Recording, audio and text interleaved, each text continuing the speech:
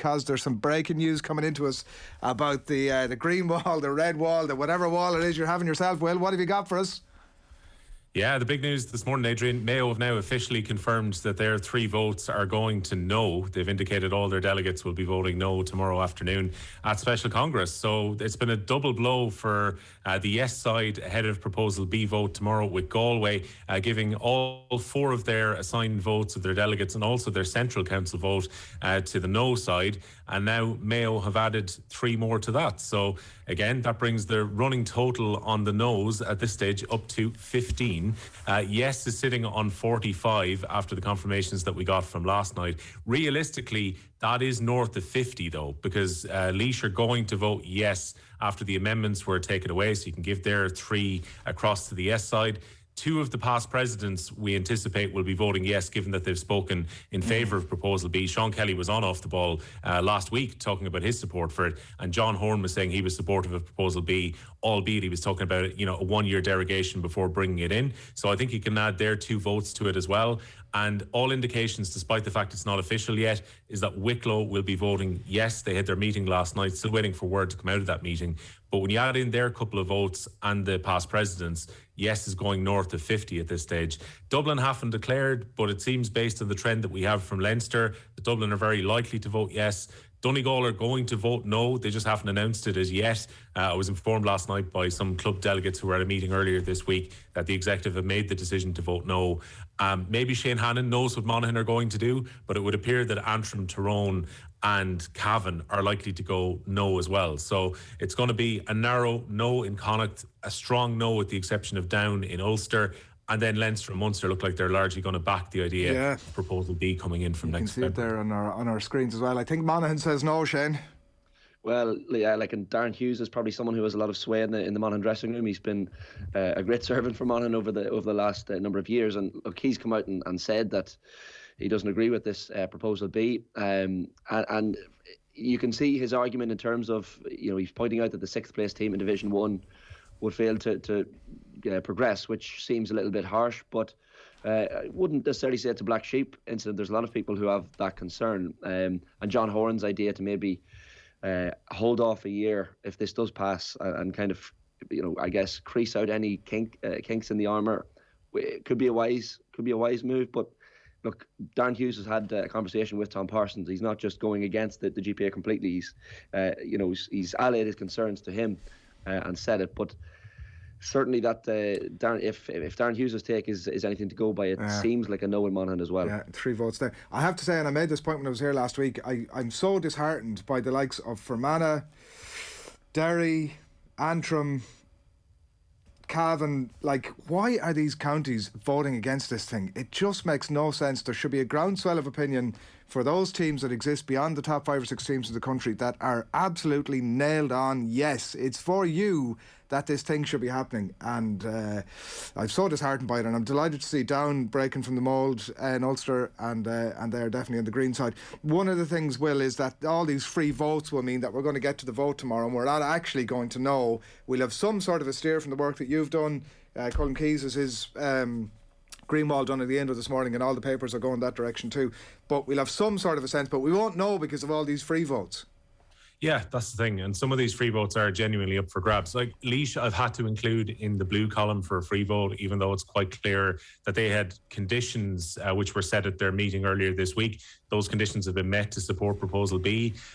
Waterford is a little bit of an unknown because they had a discussion and ended up not mandating their delegates at the meeting that they had on Tuesday night, even though it seemed that they were leaning towards yes. I don't think we can say with any great certainty that the Waterford delegates would be voting in that way.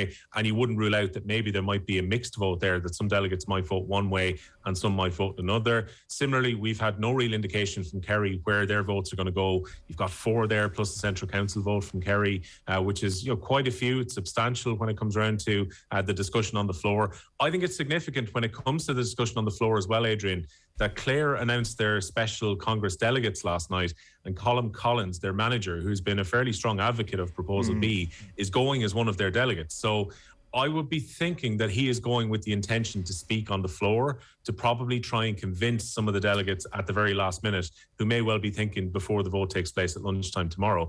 And similarly, the Derry chairperson, you were wondering about the reasoning why some counties are voting no. Well, there's an interview with him in the Irish Examiner from overnight where he's discussed the fact that change is something that Derry are looking towards, but they feel the proposal B, and he was on the Fixtures Review Committee too, that this is not the right type of change. And I believe he's going to write an article tomorrow morning in the Irish Examiner on the morning of Congress. So lobbying will be going on right up until the vote actually takes place at around about 1 o'clock tomorrow. I want to ask you about Stephen Barker, but just you mentioned Waterford, Colm Keys has likely to support there, and Colm Keys has for Kerry. Delegates of an open vote and will be swayed by debate. Their players are for B, but clubs have leaned towards status quo with Super 8s, which is not on the agenda, as he points out. But that's just the context on those. And in terms of the debate, right, like the Stephen Barker, Derry County Board Chairman, actually is, I think this is hugely instructive for us now heading into this vote tomorrow, because we don't have the full, as you rightly said, there's a full interview with him in the Examiner tomorrow, but we have some sort of an inclination as to maybe not the rationale, but certainly the thinking here. And I'm going to read a couple of quotes from it. He says that he believes that the proposal itself is inherently flawed already and is not worth voting in until any necessary adjustments are made. There's still the possibility of adjustments to be made, right? I think that's been effectively ruled out, though, based on what Tom Ryan and Larry McCarthy said at their press briefing on Wednesday. So they said there's going to be no late amendments made ahead of it hitting the floor on Saturday. Earlier in the week, that was a suggestion. You know, some county chairmen were speaking about that. Peter O'Neill, the Leash chairman, after their meeting on Monday, said that they were holding fire on 100% support because they wanted to see if potentially amendments could be made to Proposal A or to Proposal B before it actually hit the floor at the weekend. But Larry McCarthy was asked pretty explicitly about that in the press conference at Croke Park, and he said that they wouldn't be making amendments, that basically there's been a 2-year cycle of these two proposals being on the floor effectively. They've been discussed, albeit, as the Derry chairperson has pointed out, really the debate has only intensified over the last 2 weeks or the last month about this. It feels like there was a long period where we didn't talk a whole lot about Proposal A or B until Special Congress was on the horizon. But he said, you're voting on what's before you this weekend. There was some suggestion that Proposal A may even have been pulled because of a lack of support before the vote came around. But the indication is right now that A and B will both go to a vote at the weekend, and they'll go as things are now, Adrian. They should just take A out of it altogether, shouldn't they? Just be done with it, get it off the floor. The other thing about the Stephen Barker piece here is I'm caveating this with the idea, as you said, there's a full interview in it tomorrow, but he spent all of this piece talking about the fact there's been no debate, which you would like to see him just then debate. But he says, definitely I'd be more in line with let's trial it for a few years and that's it until 60% voted out again or a new system. So like this is, as I said, I still find it instructive ahead of the debate tomorrow and ahead of the vote tomorrow, in that he's still not sure which way he's going to go. It's obviously going to be debated forward and back, and we'll see exactly which way it lies. The international vote is the other thing, Will, that we want to touch on with you, and there's some indication from Colm Keys this morning, from certainly reading his piece, that there's a lot of support between the UK, London maybe less so, in that they'll have obviously a team involved, and there's some sort of concern there about expenses for games and stuff like that. But yeah, what's your sense of which way that, because it's a sizable one, that international vote's going to go?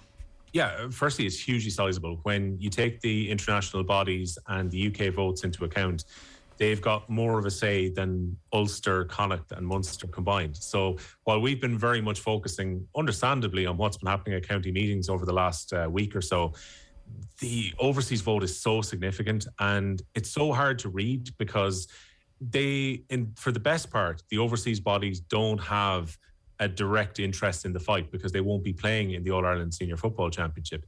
And there's a line of thinking, which would be that Larry McCarthy and Tom Ryan have given an endorsement, albeit not that strong an endorsement, of Proposal B during the week, that the international bodies will probably fall in line with what the GA's management committee are likely to do and what they feel is best. But we know that Warwickshire have declared already that they're voting yes. Europe and their chairperson has been speaking today that he feels that there's been a total ignoring of many of the other motions which are up tomorrow, including there's some interesting ones there around players who decide to go, particularly to play abroad. And we know about players going to play in America. COVID probably put an end to it over the last couple of years, but there is a motion which will make it more difficult to go and play in the United States and then come back and play for your club. You'll have to wait until your county team have been eliminated from the championship before getting a transfer. So that's one of the other interesting motions that's actually up for debate tomorrow. And they probably interest the overseas bodies a little bit more than Proposal B. Yeah. But a lot who've been contacted over the last week have said that they're either going to wait until the day or they're not declaring where they're going. Now, thankfully, Maurice Brosnan from the Irish Examiner is over in Australia. So he was able to tell me yesterday that at least one of the two Australasian votes will be going in favour of yes, and that the expectation is both might go towards yes. So I think we can say with certainty that Warwickshire and at least one of the Australasia votes is going towards yes. But so many of the others are saying that they're there to be convinced on the day, or maybe that they don't have a strong take on it a couple of days out from Congress coming around. And the significance of, almost 40 votes being available from the overseas bodies and the UK, they've got a huge say. And in all likelihood, they're going to determine the winner and loser here. Because a lot of the Central Council votes, we can kind of extrapolate now at this point. Like, we know that the GPA are going to vote yes. We know that at least two of the past presidents are going to vote yes. We know that the counties who've got Central Council delegates who have already pledged towards yes are likely for their extra one vote to go that way. We know Galway in particular are definitely going to use their Central Council delegate to say no. And I think it's fairly clear from the comments from, we had Michael Reynolds on from Leinster Council last week here on OTB AM. We've read John Prenty's comments in the media over the last week. The Connacht Council are very likely to vote no. Same with Leinster Council. Ulster Council are definitely going to vote no. And I think Munster may be leaning towards yes based on the way their counties have gone, but no guarantee that they will. So overseas is going to be the kingmaker here, realistically. All right, well, there's a lot of people out there in the sort of soft no territory on the basis that, look, we'll come back to it again. Don't go for it this weekend. All in. We'll keep an eye. Call it for us before you go. I think it's going to be a narrow defeat. I think it's going to come up a little bit short. Like, getting to 110 seems a big ask at this stage, even though it's funny. We kind of get a bit like elections. We get caught up in the momentum of all this, whereby there was a lot of yes votes that seemed to come in on Tuesday night and on Wednesday, and it seemed like the numbers were good on the yes side, and they're getting a few declarations like the one from Tom Ryan and from Larry McCarthy, and it looks like it's really getting close at that point. And then you start to see the no's filter in, and a certain suggestion that maybe people could be swayed both on Central Council votes and on overseas. Yeah. It's so tight to call. And this is what makes it intriguing. I'm actually really looking forward to tomorrow afternoon, because we're not going to really know where we're at, because the caveat here that has to be made, Adrian, is even if you're mandated, we will never really know what button is pressed by a delegate at the Congress on Saturday. And that's another, a whole other debate. And for once, I hope you're wrong. John King O'Callaghan, thanks a million for that.